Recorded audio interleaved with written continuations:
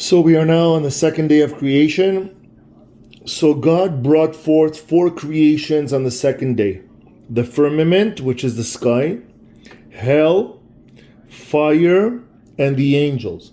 As for the angels, there's a machloket, there's another opinion that says that the angels were created the fifth day. But they both agree that they weren't created on the first day. I'll get to that at the end of the class. The firmament is not the same as the heavens of the first day. It is the crystal stretched forth over the heads of the chayot, from which the heavens derive their light, as the earth derives its light from the sun. So this heaven was made to crystallize into the solid. It is by the heavenly fire which broke its bound and condensed the surface of the firmament. And the fire made a division between the celestial and the terrestrial waters, skies, at the time of the creation, as it was revealed in Mount Sinai. The thickness of the firmament of the sky is no more than 3 fingers thick, but it divides the waters from the bottom and the waters from the top. Shamaim. Shamaim is the sky, but if you split the word into sham over there, there's also maim. There's water. Shamaim.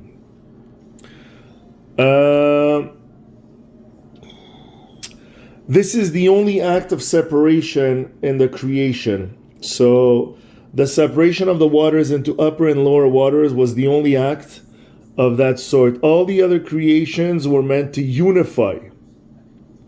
Hence, you'll see that on the second day, there is no word tov. Like in the first day, Vayomer Elohim Vayor, Vayar Elohim et haor ki tov. Okay, ki tov, there's no tov in the second day. The waters that were at the bottom were not happy. They felt rejected. They felt dejected from God. So for them to feel better, God said that in order for the upper waters to start praying, they would have to ask, or they would have to wait for the waters in this earth to start. They would have to ask permission. Also, when God wanted to split the world in continents, because the world was covered in water, and it's the water that retreated to give space to the earth. Even that the water did not want to do. We see that the water is very stubborn. Even when Moses wanted to open the Red Sea did not want to open. It was God that forced upon the Red Sea to open. So God just sent an angel. I'll tell it to you right now. He summoned the angel of the face and ordered him to destroy the world. The angel opened his eyes wide, and scorching fires and thick clouds rolled forth from them, while he cried out, "He who divides the Red Sea in sunder." And the rebellious waters stood. Then then began the singer of God's praises. O Lord, the Lord of the world, in days to come, thy creatures will sing praises without end to thee. They will bless thee boundlessly, and they will glorify thee without measure. Thou wilt set Abraham apart from all mankind, and he'll have a firstborn, and his descendants will take on the Ol Malchut Shamayim, the yoke of thy kingdom, in holiness and purity. And God didn't destroy the world. He withdrew the command ordaining the destruction of the world, but the waters he put under the mountains to remain there forever. The objection of the lower waters to division and separation was not their only reason for rebelling. The waters had been the first to give praise to God. And when their separation into upper and lower was decreed, the waters above rejoiced, saying, "Blessed are we who are privileged to abide near our Creator." And like I said, the waters below, they were like, "Woe unto us! We have not been found worthy." But whenever the waters above desire to give praise to God, like I said, they must first seek permission from the waters below. The other creation, like we said, was Gehinnom, hell. Hence, God could not say of this day as the others that he saw that it was good. When you're creating Gehinnom, hell, you can't say that hell is good. Hell has 7 divisions, one beneath the other. So just for the information, they're called Sheol, Abaddon, Be'er Shachat, Titcha Yaven, Share Mavet, Share Tzalmavet. It requires 300 years to traverse the height or the width or the depth of each division. And it would take 6,300 years to go over a tract of land equal in extent to the 7 divisions. So it just explains you the dimensions of hell. Now, whether they're spiritual or physical, that's a different story. And each of the 7 divisions have subdivisions. I'm not going to get much into it. Fire, hell, creatures.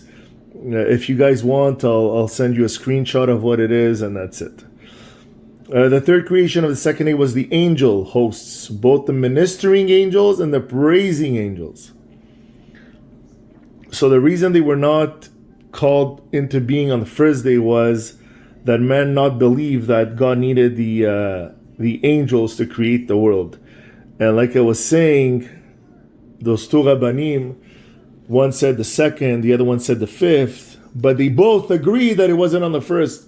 It's a bit weird. Like, okay, I say the second, you say the fifth, and let's stick to our opinions. It's the second. No, it's the fifth. But why did they have to say, but not the first? And that's the reason for the heretics, the atheists, the non-believers, that they shall say that God needed, that the angels assisted in the creation of the world, which is not true. God created the world alone. All the celestial beings praise God. Kadosh, Kadosh, Kadosh, Adonai Tzvaot Beno Kol Haaretz Kevodo. The angels can only start praying after the men. And it says here, keep quiet. This is God talking to the angels. God silencing the angels. Keep quiet until I have heard the songs, praises, and prayers and sweet melodies of Israel. Also, something that I studied, Baruch Shem Kivod Malchuto Leolam Vaed, is not in the Bible. You know, we say that after the Shema Yisrael. Shema Yisrael Adonai Adonai Echad. Baruch Shem Kivod Malchuto Leolam Vaed. This is a secret that Moshe, when he went up to Mount Sinai, Ar Sinai, he heard the angels say that Baruch Shem Kivod Malchuto Leolam Vaed. So when he came down from the mountain, he told Bnei Israel in secrecy, not to see anything out loud, not to annoy or chas v'shalom say that he stole it from the angels. But this is a prayer that the angels tell HaKadosh Baruch Hu. So say it whispering. So that's why we have the custom, the tradition, to say Baruch Shem Kivod Malchuto Leolam Vaed, whispering. The only day that we say it out loud, it's Yom Kippur. And why is that? Because Yom Kippur we are considered angels. And that is day 2. Next will be day 3.